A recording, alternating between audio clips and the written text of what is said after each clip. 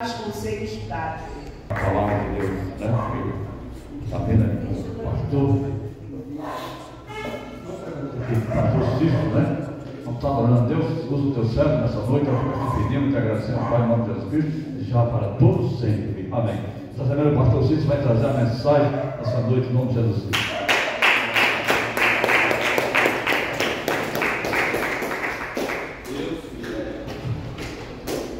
Salve, irmãos, Papai do Senhor. Amém. Graças a Deus, queridos, estamos felizes por mais um dia estar na casa do Senhor, para louvar, bendizer, exaltar e glorificar o seu nome, né? Que Ele é digno, né, irmãos? Irmãos, quem está triste, diga amém. O irmão está na piação, hein? Graças a Deus, queridos, agradeço a Deus pela vida do pastor dessa igreja, para seu esposo. Está aqui minha sogra aqui, né? Se converteu a Jesus Cristo.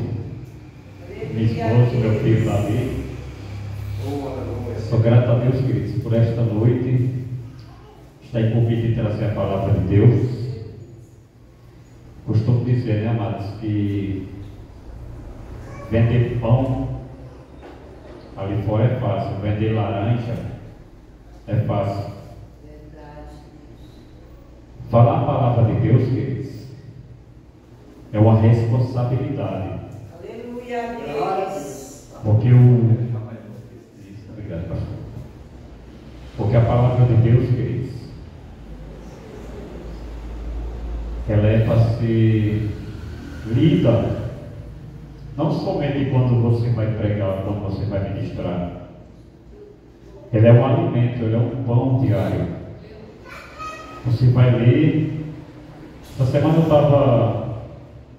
nem estava isso no meu coração para falar, mas essa semana eu estava instruindo o meu líder lá no meu trabalho. Ele aceitou a Jesus esses dias.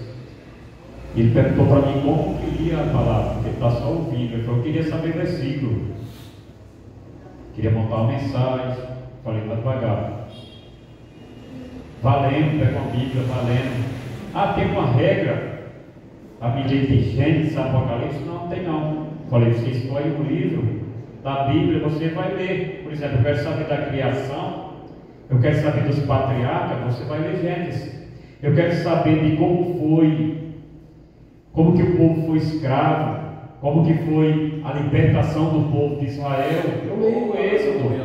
Eu quero saber como que foi formada as leis. Eu leio Levíticos. Eu quero saber como que foi a peregrinação do povo de Deus pelo deserto. Eu leio Números. Eu quero saber a repetição das leis. Eu leio o Deuteronômio. Falei para ele, no começo você pula um pouco os profetas menores, que vai falar mais muitos deles vai falar mais sobre o cativeiro babilônico, sobre a volta de Cristo. Tem livros que é de difícil interpretação, ninguém sabe toda a Bíblia e nem nunca vai saber, que a Bíblia é um poço fundo. Não é só fazendo um curso de teologia, vou fazer um curso de teologia que eu posso saber toda a Bíblia. Não vai saber. Eu fiz o básico, o médio, eu fiz algumas matérias de bacharel.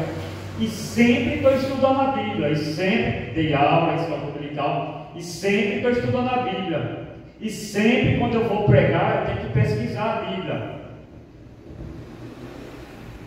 Falei para ele isso daí. E falou, então tá bom. Mas, meus queridos, abra sua Bíblia no Evangelho de Lucas, capítulo 13. Lucas, capítulo 13. Capítulo 13 é a partir do verso 10. Eu vou ler todo o texto. O texto com contexto para não gerar pretexto. Amém, irmãos? E ensinava no sábado numa das sinagogas. E eis que estava ali uma mulher que tinha um espírito de enfermidade, havia já 18 anos, e andava curvada e não podia de modo algum endireitar-se. E vendo a Jesus, chamou assim e disse: mulher, estás livre da tua enfermidade. E pôs as mãos sobre ela, e logo o endireitou, e glorificava a Deus. E tomando a palavra, o príncipe da sinagoga, indignado, porque Jesus curava no sábado, disse à multidão: 6 dias há que é visto trabalhar, destes, pois, vindes para seres curado, e não no dia de sábado. Respondendo-lhe, porém, o Senhor, o Senhor, disse: hipócrita, no sábado não desprende da manjedoura cada um de vós o seu boi ou jumento, ou não leva a beber água, e não convia soltar da prisão no dia de sábado esta filha de Abraão, a qual há 18 anos Satanás mantinha presa. Dizendo isto, todos os seus adversários ficaram envergonhados, e todo o povo se alegrava por todas as coisas, e glorificava, e todas as coisas gloriosas que eram feitas por ele. Amém? Glória a Deus. Curva a vossa fronte. Senhor, meu Deus, meu Pai, em nome de Jesus Cristo, Deus, eu te agradeço por este momento, de ter o privilégio de estar ministrando a tua palavra, meu Deus. Ó Deus, tira toda a filosofia humana, Senhor. Ó Pai, fala com a tua igreja, meu Pai. O pessoal, meu Pai, meus irmãos não vêm para cá para me ouvir, para me olhar, para olhar o pastor, olha os irmãos, eles vieram para cá, meu Pai, sedentos para ouvir a tua voz, ouvir a tua palavra. Meu Deus, mais uma vez, usa a minha vida, meu Pai, para transmitir a tua palavra com ousadia. Me dá graça, Senhor, porque se teu Espírito Santo, ó Deus, me deixar 5 minutos aqui, ou 2 minutos, ou 1 minuto aqui, meu Pai, de mim mesmo, não tem nada, meu Pai, a não ser filosofia humana ou sabedoria humana, meu Pai. Ó Deus, abençoa, meu Pai, esta palavra, fala com a tua igreja, meu Deus, é o que eu te peço em nome de Jesus, amém. Meus queridos, o Evangelho de Lucas é um dos evangelhos sinóticos. Os 4 evangelhos sinóticos, que é Mateus, Lucas, Marcos e João. O que é sinótico? É olhar para a mesma direção. Todos eles escreveram com o mesmo propósito, sendo que Mateus vai apresentar Jesus como o Messias, como o Rei,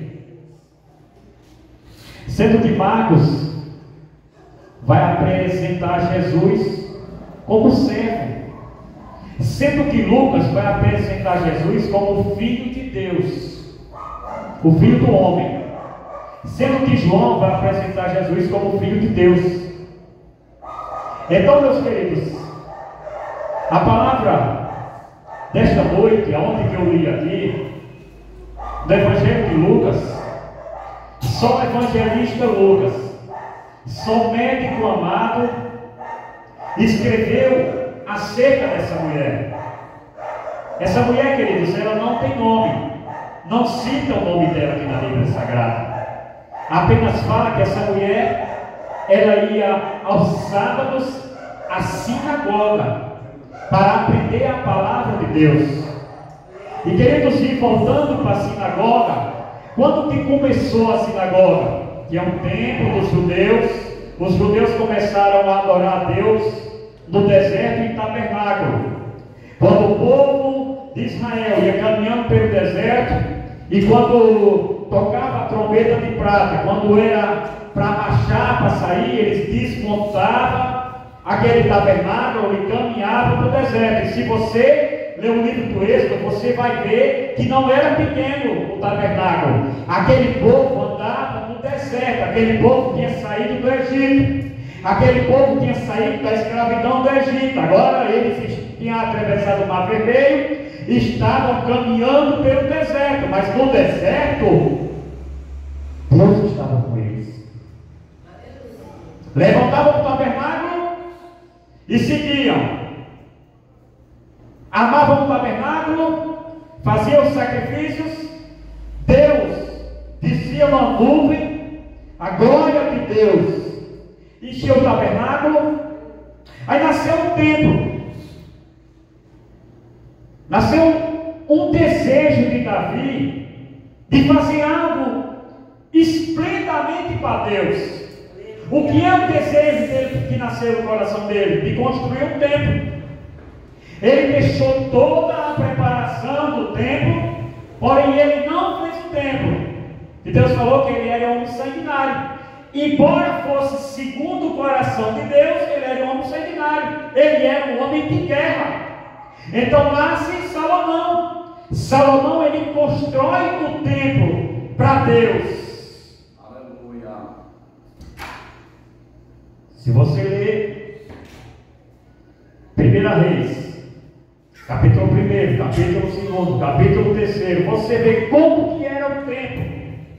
Como que era para se chegar no altar do templo? Contavam-se 100 passos para andar somente um degrau só. Todo folheado de ouro, tudo trabalhado. Vinha madeira de longe, vinha ouros em abundância. Muitos milhares de homens trabalharam. Aí, queridos, foi construído o templo. O templo foi derrubado quando Nabucodonosor invadiu. Deus falou através dos profetas, falou através do profeta Jeremias, de que Deus iria levar aquele povo cativo por causa do pecado, por causa que estavam se prostrando a outros deuses, adorando a outros deuses. O povo desacreditou. Capítulo 24, capítulo 25 de Reis.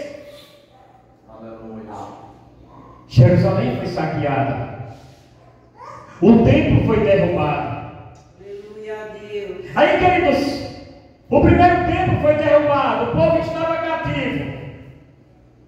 Aonde se nasceu a sinagoga? Porque quando eles estavam cativos em outras terras, Salmo 137, eles fazem um canto dizendo: quando nós penduramos as nossas armas, quando nós lembrávamos dos campos de Sião, o inimigo que tinha levado ele pedia para entoar hino de Sião. Como que entoar hino em terra estrangeira? Como entoar hino? Muitas das vezes eles pensando que Deus os tinha abandonado. Aí nasceram-se as sinagogas, que era para eles não perder o costume de adorar a Deus. Era para eles aprender, continuar aprendendo a palavra de Deus. Porque quando os jovens, quando foi escolhido lá, capítulo 3, capítulo 1, capítulo 3, até o capítulo 6 de Daniel, o Nabucodonosor mandou escolher jovens famosos, jovens bonitos, para serem instruídos nas letras dos caldeus. Foi mudado os nomes dele: Sadraque, Mesaque e Abednego, Misael, Ananias e Azarias. Foi mudado. Mas o judeu, ele não perdeu aquilo. Daniel mesmo abria sua janela, orava voltado 3 vezes ao dia para Jerusalém. Aleluia a Deus. Aí, queridos, nasceu-se a sinagoga.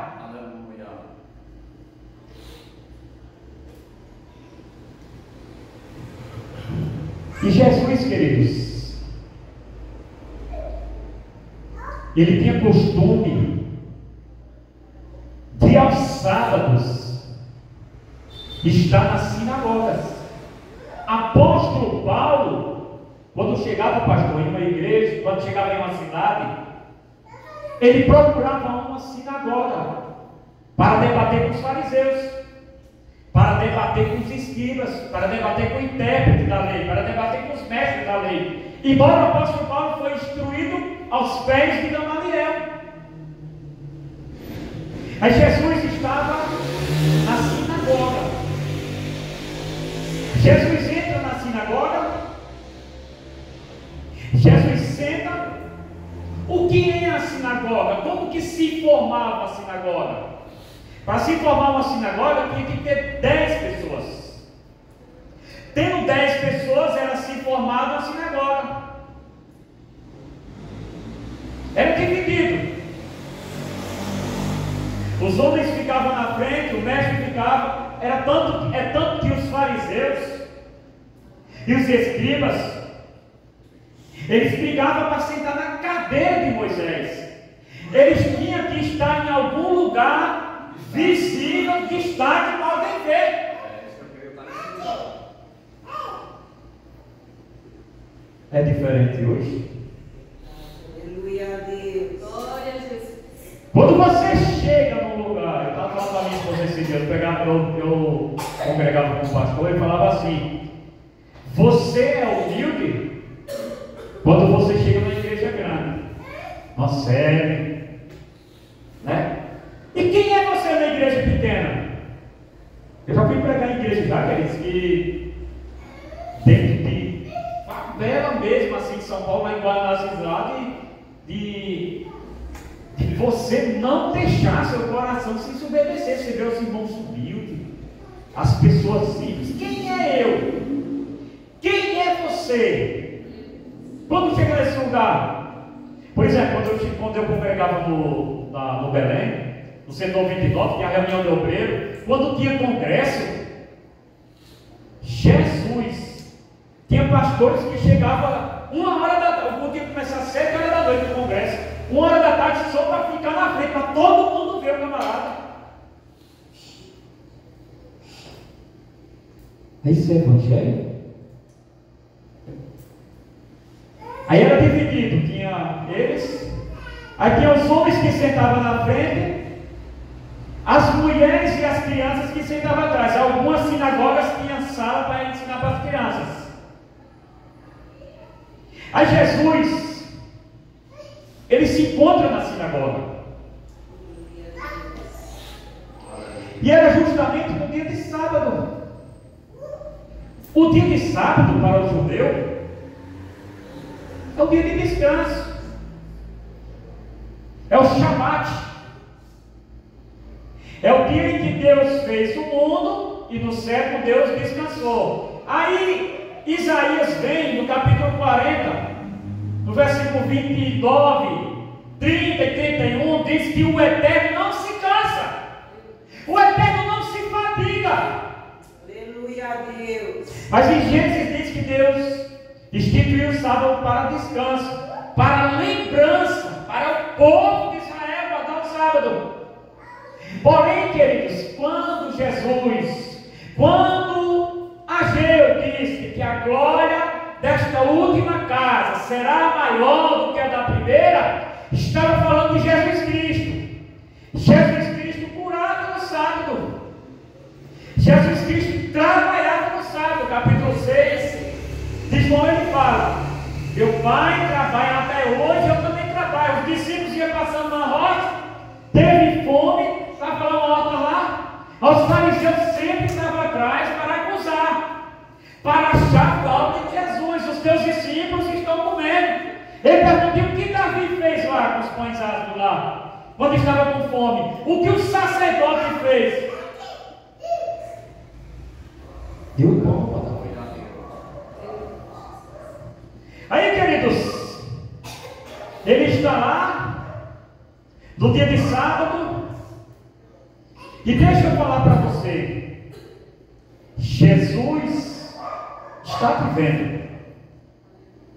Jesus está te vendo.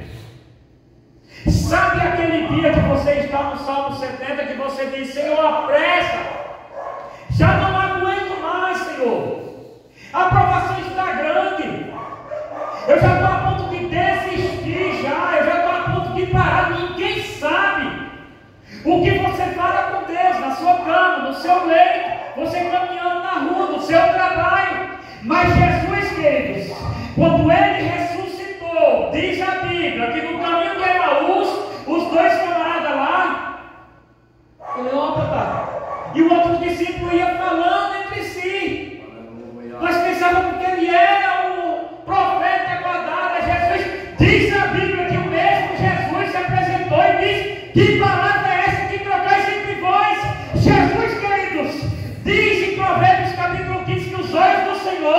que estão em todos os lugares, contemplando os maus e os bons. Mas Deus trabalha no tempo.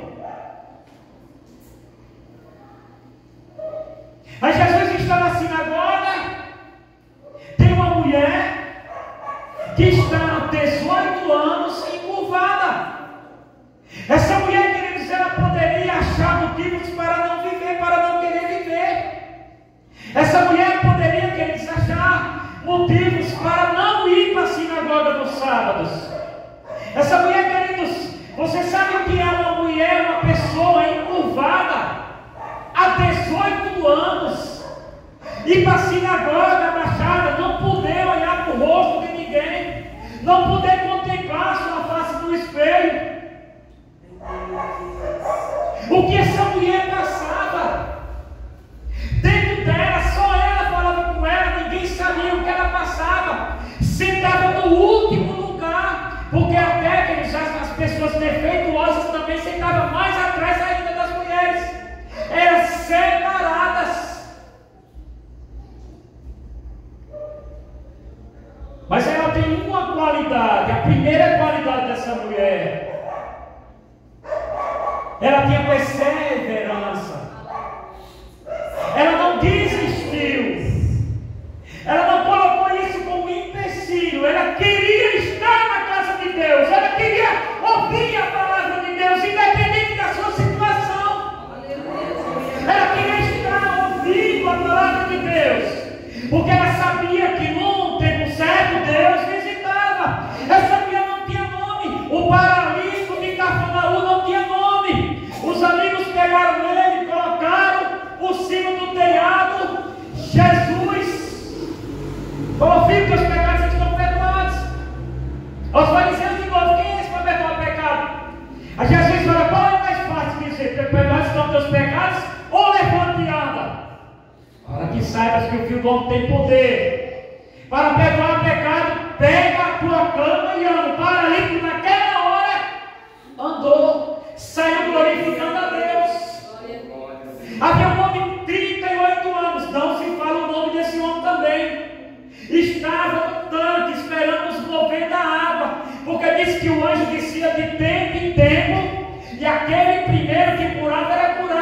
Mas esse homem ele era paralítico, ele estava numa cama, estava no leito. Como que ele iria curar? Mas Jesus naquele dia iria aparecer para ele. Jesus chega para ele e fala para ele: queridos, queres ficar sã? Queres ficar sã? Aí ele fala: Jesus, não tem homem algum que me lance. Toda vez que eu vou, já tem outro no meu lugar já. Eu não estou mandando você confiar em homem. Eu estou mandando você confiar em mim. Queridos, quantas vezes, amados, quantas vezes na minha e talvez na sua vida você dá um currículo para uma pessoa na esperança no homem de falar: ele vai levar meu currículo. Quantas vezes? Eu trabalho de vigilância. Eu trabalho na P4, mas eu fico de 1 às 4 da tarde na P1. A P1 é carreta entrando, tem mais de 10 mil carros lá, carreta entrando direto. Quem tem que conferir chassi de carro, tem que conferir, marcar frota de carreta, tudo isso. E quantas pessoas eu vejo ali passando, pastor, entregando currículo ali, e a gente pega o currículo daquelas pessoas, sabe que a gente fala: ó, você tem celular, filho, QR Code, aqui, você manda o currículo para a internet. Porque os currículos é feito na rascunho. E quantas pessoas colocam a sua esperança no homem? Aleluia a Deus. Quantas pessoas pensam que vai vir do homem alguma coisa? Não vai vir do homem nada. Do homem não vai vir nada. É sério, se Deus usar a vida do homem. Como Marco Deus falou para Esther no capítulo 4 e no 14, vai ser para o 14. Quem sabe se não é por esses tempos, Deus te colocou aqui para você dar livramento para os judeus, para dar livramento para os judeus. Porém, fique sabendo, mas o que eu falou para a sua sobrinha: se não vir livramento das suas mãos, vai vir livramento de outro. Deus vai ter um livramento. Aleluia.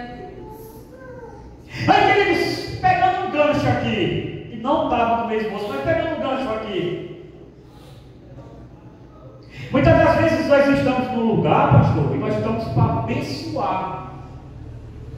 Muitas das vezes nós estamos no lugar e nós podemos ser uma ferramenta de Deus. Vai chegar alguém e falar: ô Cícero, eu estou precisando de um trabalho assim. Poxa, eu vou levar, vou falar com o meu líder, vou falar. Tem teu curso, está todo dia, está certinho, tá, então pronto. Essa mulher, ela estava na sinagoga. Muitas pessoas, muitas pessoas, e Marcos, no capítulo 2, capítulo 1, capítulo 2, na Bíblia inteira você vai ver pessoas que foram até Jesus, como a mulher do fluxo de sangue que furou a barreira, vai ir a Jesus, para tocar em Jesus, com propósito para tocar. Mas tem pessoas, queridos, que ela não precisou, ela estava, como essa mulher, ela estava na casa de Deus, mas ela foi alvo do olhar de Jesus. Tem pessoas que teve que gritar. O cego de Jericó teve que gritar: Jesus, filho de Davi, tem compaixão de mim. A mulher Serofinícia teve que ir atrás de Jesus, pedindo para livrar a filha dela que estava moribunda, estava para morrer. Jairo teve que pedir por a filha dele. Teve pessoas que teve que pedir. Maria, quando Lázaro estava doente, Marta e Maria mandaram um mensageiro atrás de Jesus. Jesus não foi no tempo dela, Jesus foi no tempo dele. Essa enfermidade não é para a morte. Cadê Jesus? Não veio? Não. Aquele a quem tu ama está doente. Cadê Jesus nessa hora? Será que muitas das vezes a gente não fala isso? Cadê Deus? Onde é que está Deus? No momento de desespero, no momento de aflição. Poxa, parece que a terra está de ferro, o céu está de bronze. A minha oração não sabe. Calma, eu tenho uma boa notícia para você nesta noite. As tuas orações têm sido ouvidas diante de Deus, como um anjo chegou para Cornélio e disse: as tuas esmolas têm chegado a Deus. Deus está vendo. Queridos, Deus, Ele é um Deus recompensador, galardoador. Só em você estar na casa dele, você chega aqui, aí tem uma plantinha aqui, aí você pega essa plantinha aqui, você bota ela mais para cá. Você chega na casa de Deus, você pega uma vassoura, poxa, eu vou com uma vassoura. Você pega na casa de Deus, você dá assim um papel, poxa, eu vou colocar um papel. Pô, ali está sem copo, vou colocar um copo. Ninguém está vendo, queridos, mas Deus está vendo. E Deus não dispensa ninguém de mão vazias. Glória a Deus, aleluia. Pelo zelo da sua casa.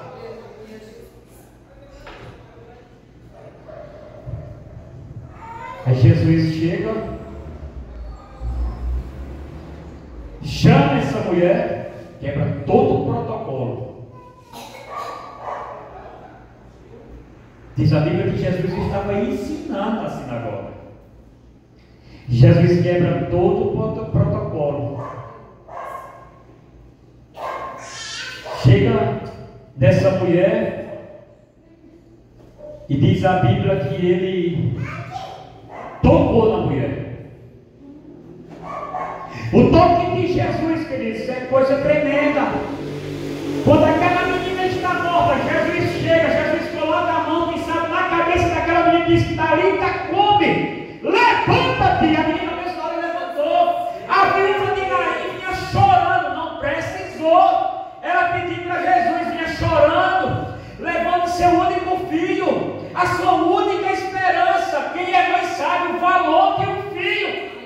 Mas diz a Bíblia que quando vinha a multidão da morte e vinha a multidão da vida, as duas multidões iam se encontrar. A multidão da vida venceu. Uma multidão vinha choro, uma multidão vinha pranto, uma multidão vinha perca, mas a outra multidão vinha alegria, vinha milagre. A outra multidão, queridos, vinha multiplicação de pão, vinha graça, vinha poder de Deus. Quando Jesus encontra aquela mulher, queridos, Jesus chega e diz: mulher, não chores. Aí diz a Bíblia que Jesus tocou no esquife. Jesus tocou no caixão e o jovem imediatamente sentou. Jesus chega naquela mulher e diz a Bíblia que aquela mulher nada endireitou ela, nada.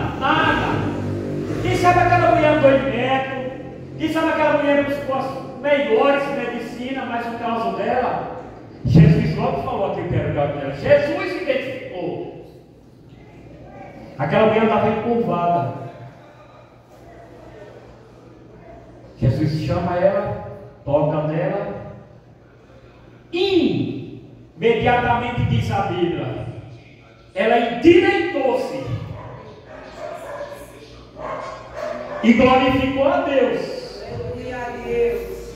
E quando ela glorificou a Deus, ela endireitou-se, o príncipe da sinagoga, o mestre da sinagoga, ele dirigiu, não foi a Jesus direto, ele dirigiu a multidão e disse: 6 dias tem para vir ser curado aqui. Não no dia de sábado, querendo fazer a agenda de Deus. Porque hoje em dia tem pessoas que querem fazer a agenda de Deus. Hoje vai ter só batismo com o Espírito Santo. Hoje Deus vai curar só o dedo mindinho só. Hoje Deus vai curar só perna só. Fazendo a agenda de Deus. Coisas extra-bíblicas, fora da palavra de Deus. Mas Jesus disse: vocês que me sabem, vocês não pegam o boi, vocês não pegam o jumento, vocês não levam para a manjedoura para comer, vocês não levam para beber água. Não convinha soltar essa filha de Satanás, que estava 18 anos prisioneiro de Satanás. Vou falar um negócio para você aqui: nem toda enfermidade tem ação maligna, tá? Nem toda enfermidade tem ação maligna. E eu, por ser crente, e você, por ser crente, a gente não está blindado. A gente somos ser humano. A gente vamos ficar enfermos. 2,17 de Marcos. Os sãos não necessitam de médico. O próprio Jesus falou: os sãos não necessitam de médico, mas os doentes. 15 de segundo a crônica. Asa preferiu buscar aos médicos e não a Deus, não desceu da cama. Tem coisas, queridos, que Deus vai fazer. Aqui, a mulher tem um espírito de enfermidade. Ela poderia ir aonde fosse, pastor. Ela poderia ir no médico que fosse. Os médicos não iriam descobrir. Por quê? Porque tinha uma ação direta maligna. Você lembra de Jó? Você lembra de Jó? Quando Jó era próspero, Jó era o mais rico do Oriente, Jó era o mais respeitado, os filhos dele eram bem, tudo era bem. Aí o inimigo vai lá, Satanás vai lá, na reunião, ele tem atitude de balde? Toca! Aí Deus fala, Deus dá permissão, então vai lá, toca, aí tocou. Jó perdeu tudo, perdeu os 10 filhos, perdeu tudo, num só dia, perdeu tudo. Jó não amaldiçoou a Deus. A mulher dele falou: amaldiçoa a Deus e morre. Ele continuou fiel a Deus. Aí Satanás disse: também de balde, tudo que o homem tem está dado para a sua vida. Então vai lá, Satanás, toca nele, só não mata, mas toca nele. No mesmo instante, querido, Satanás veio como um raio, tocou em Jó, ele ficou como uma ferida só. Uma ação maligna. Por isso que nós temos que ser prudentes. Tem coisas que Deus vai fazer. Tem coisas que eu vou ter o não de Deus. Moisés quer entrar na terra. Já falei para você, não me falar mais nesse negócio. Você não vai entrar na terra. Paulo, por 3 vezes, capítulo 12 de Coríntios, orou: Senhor, tira de mim esse espinho. A minha graça te basta. Meu poder se aperfeiçoa na fraqueza. Aleluia a Deus. O meu olho, eu tenho a cara esponjosa, eu fiz a cirurgia desse olho. E uma vez, meu pai trabalhava de carreta, eu passei em Aparecida do Norte, pastor. Eu era devoto do Patricis, né? E eu falei, a Alessandra viu como que era o negócio do Patricis lá. Aí eu falei, pedi para a Nossa Senhora Aparecida, nossa não, né? Não é mais minha não, para me curar da minha vista. Eu fui para a igreja, se converti. Eu queria ser curado, eu não queria ter cirurgia, eu queria ser curado da vista. Não fui curado. O que é que eu quero dizer com isso? Médico, Deus prepara. Entrei na empresa, fiz por convênio. Não fiz porque, tipo assim, você vai vivendo e o ser humano é meio relaxado, né? Pega dinheiro, pensa que aquele mundo de dinheiro não é. Hoje tem cartão de crédito, né? Não tem nada caro hoje, tem cartão de crédito. Você vai lá, parcela em quantas? Em 20. Ah, então vou passar.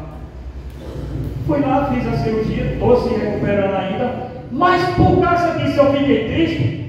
Esse tempo todo, uma vez o pastor veio me afrontar, assim que eu disse no púlpito, um pastor meio herege que ia lá, que o outro pastor do Belém gostava, ele veio me afrontar e falou assim: que é isso aí na sua vista, irmão?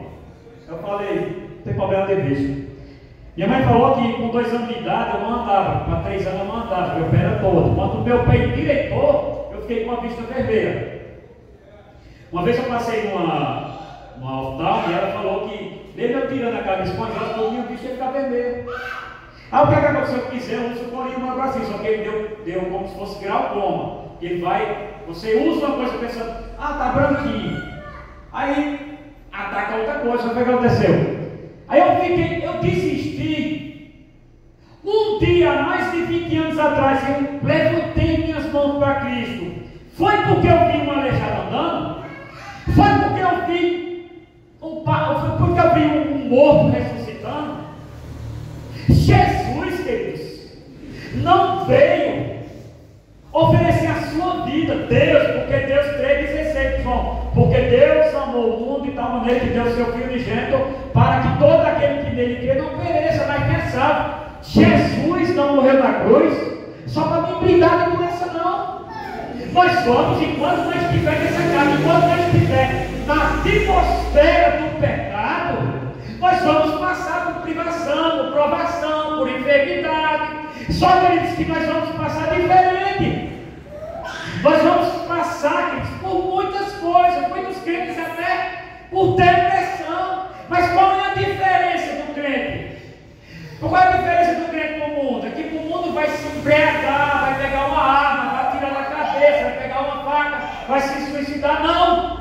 A diferença do crente é que ele vai para o joelho orar a Deus.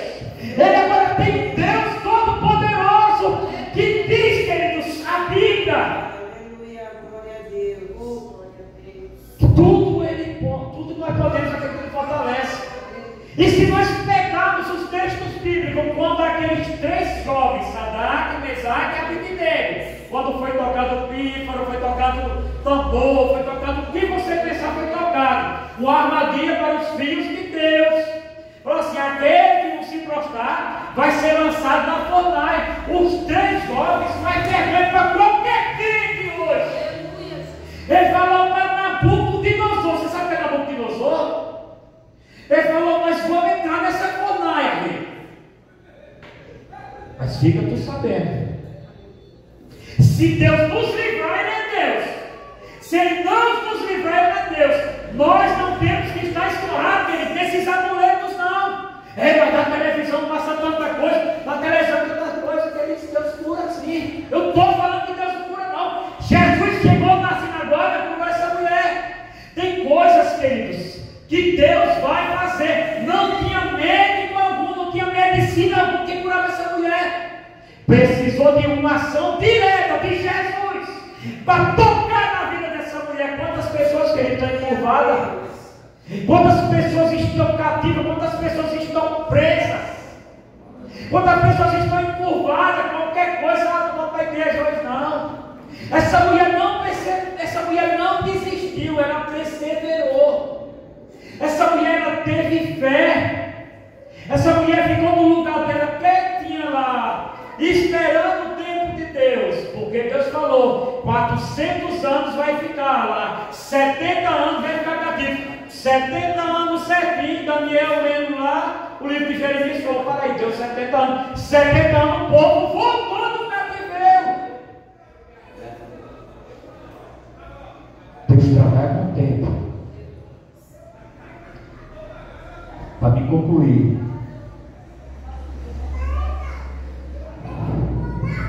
quantas vezes eu faço evangelismo? Eu já vi pessoas com a mão torta assim já, e a gente orar e Deus.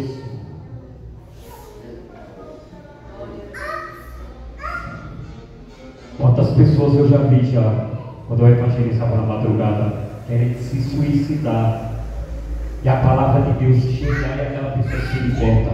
Essa mulher foi liberta de uma ação direta de Satanás que empurrou ela.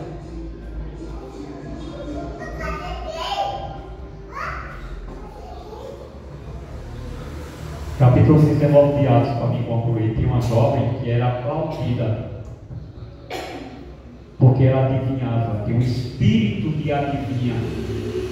E quando Paulo passava, aí falava, verdadeiramente esse cara é o homem de Deus, está dizendo que Paulo se submeteu. Só no meio, grandão, só não sei o quê. Paulo olhou para aquela jovem assim e falou: espírito maligno, sai dela agora!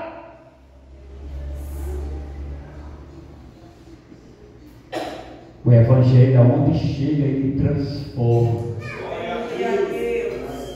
Aonde Jesus chega, está aquela treva na casa. Quando a palavra de Deus entra, vida é transformada, vida é liberta, vidas são salvas.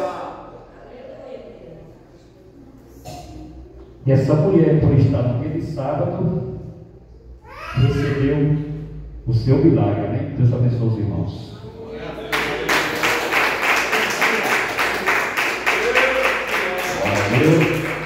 Aleluia. E Deus abençoe nossos irmãos com essa mensagem maravilhosa, né, irmão? É uma maravilha, né? Então, tá convidado, meu irmão. Vem mais vezes, em nome de Jesus, viu? Em nome de Jesus, vai ser bem. Então vamos orar a Deus agradecendo, que os irmãos vão para nossas casas. Amanhã tem que abençoar, amanhã é domingo, né? E creio que Deus vai trabalhar. Então não tem nada impossível que Deus não possa realizar em nosso meio. A palavra de Deus é capaz de tudo, né? Tudo vai dar certo, e tudo dá certo. Porque bem-aventurados são vocês que vieram, mesmo alguns que estão com dificuldade, que estão passando por mais, você optou para vir à casa de Deus. Isso é o que importa, não importa, porque sempre vai ter alguma coisinha, mas você não deixar essa coisinha que tem tirar você do foco de Jesus, confirmar que aí é onde o milagre acontece, é onde as coisas acontecem, como a palavra aí afirmando isso hoje, né? Então vamos falar o Senhor para ir para nossas casas e amanhã que outro mundo abençoado. Meu Deus, meu Pai, nós te agradecemos por a sua palavra, pedimos que o Senhor abençoe a todos que aqui ouviram a palavra do Senhor, essa palavra está germinando em cada coração e que alcance as pessoas que nos acompanham através do YouTube, Pai de nada, Pai. Nós pedimos agora, Senhor, que agradecemos o nome de Jesus, Pai, para todos sempre. Amém. Com o amor de Deus, a comunhão do Pai, e o Filho e o Espírito Santo de Deus seja com todos vós, e a paz do Senhor seja com a paz de Deus.